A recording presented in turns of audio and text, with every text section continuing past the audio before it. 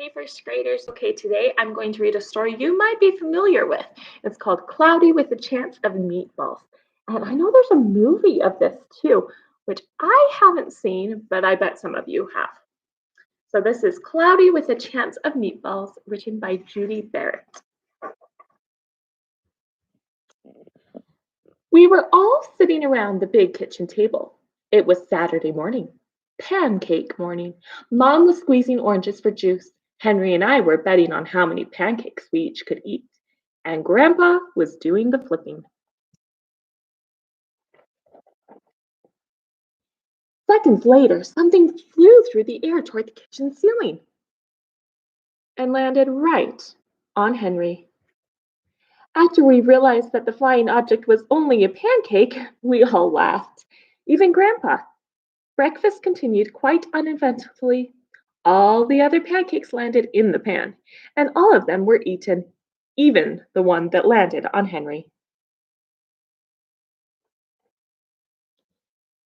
That night, touched off by the pancake incident at breakfast, Grandpa told us the best tall tale bedtime story he'd ever told.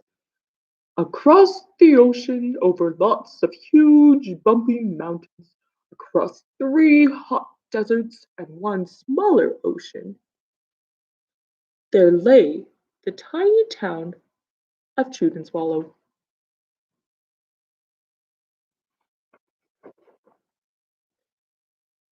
In most ways, it was very much like any other tiny town. It had a main street lined with stores, houses with trees and gardens around them, a schoolhouse, about 300 people, and some assorted cats and dogs.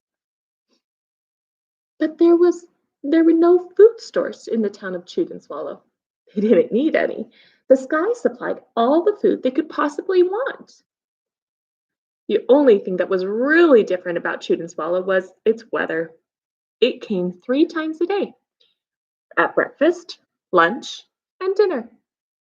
Everything that everyone ate came from the sky. Whatever the weather served, that was what they ate. But it never rained rain, and it never snowed snow, and it never blew just wind. It rained things like soup and juice. It snowed mashed potatoes and green peas, and sometimes the wind blew in a storm of hamburgers. We've got rain, snow, and a hamburger storm. The people could watch the weather report on television in the morning and they would hear a prediction for the next day's food. Hmm. When the townspeople went outside, they carried their plates, cups, glasses, forks, spoons, knives, and napkins with them. That way, they would always be prepared for any kind of weather. If there were leftovers, and there usually were, the people took them home and put them in their refrigerator in case they got hungry between meals. This news report is saying it's cloudy and there's meatballs. The menu varied. By the time they woke up in the morning, breakfast was coming down. After a brief shower of orange juice, low clouds of sunny side up eggs moved in, followed by pieces of toast. Butter and jelly sprinkled down for the toast, and most of the time it rained milk afterward. For lunch one day, Frankfurters, already in their rolls, phew, blew in from the northwest at about 5 miles per hour. There were mustard clouds nearby. Then the wind shifted to the east and brought in baked beans. A drizzle of soda finished off the meal.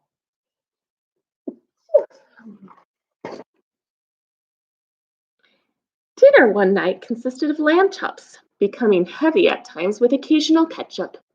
Periods of peas and baked potatoes were followed by gradual clearing with a wonderful jello setting in the west. The sanitation department of Chudenswallow had a rather unusual job for a sanitation department. It had to remove the food that fell on the houses and sidewalks and lawns. The workers cleaned things up after every meal and fed all the dogs and cats. Then they emptied some of it into the surrounding oceans for the fishes and turtles and whales to eat. The rest of the food was put back into the earth so the soil would be richer for people's flower gardens. Life for the townspeople was delicious until the weather took a turn for the worst. Spaghetti ties up town, record breaking pasta fall causes chaos. Traffic snarled in int- intestine street. One day there was nothing but gorgonzola cheese all day long. The next day there was only broccoli and all overcooked. And the next day there were Brussels sprouts and peanut butter with mayonnaise. Ugh. Another day there was a pea soup fog. No one could see where they were going, and they could barely find the rest of the meal that got stuck in the fog.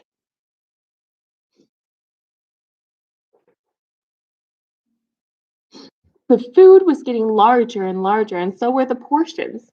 The people were getting frightened. Violent storms blew up frequently. Awful things were happening. One Tuesday, there was a hurricane of bread and rolls all day long and into the night. There were soft rolls and hard rolls, some without seeds and some with. There was white bread and rye and whole wheat toast. Most of it was larger than they had ever seen bread and rolls before. It was a terrible day. Everyone had to stay indoors.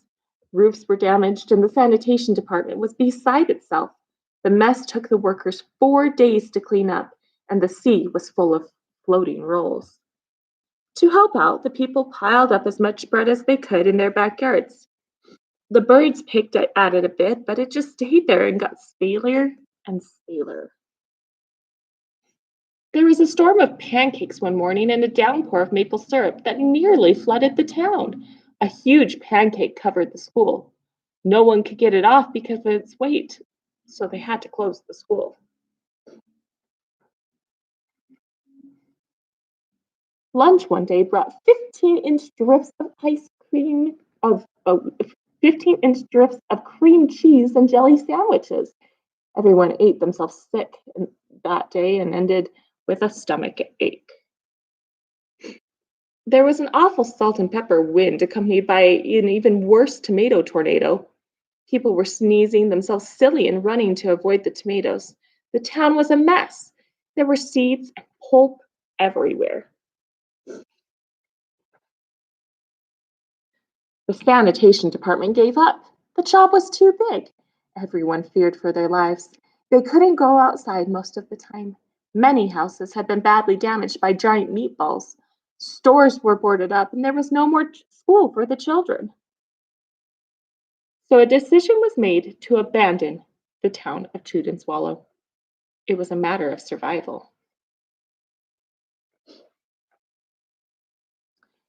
The people glued together giant pieces of stale bread sandwich style with peanut butter, took the absolute necessities with them, and set sail on their rafts for a new land.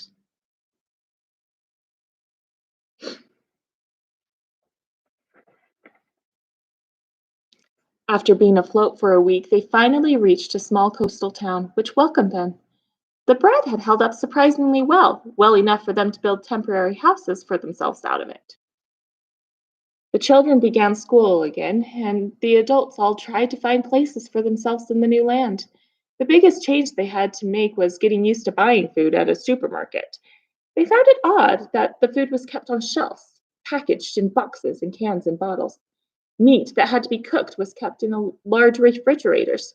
Nothing came down from the sky except rain and snow. The clouds above their head were not made up of fried eggs, and no one ever got hit by a hamburger again. And nobody dared to go back to Chewed and Swallow to find out what had happened to it. They were too afraid. Henry and I were awake till the very end of Grandpa's story. I remember his goodnight kiss.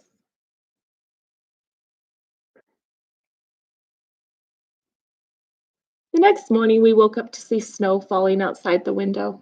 We ran downstairs for breakfast and ate a little faster than usual so we could go sledding with Grandpa.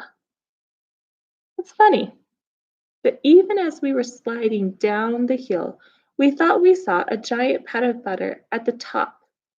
and we could almost smell mashed potatoes.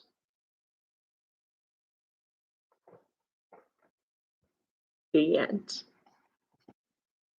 Fun story, creative thinking. What do you wish would come down from this day?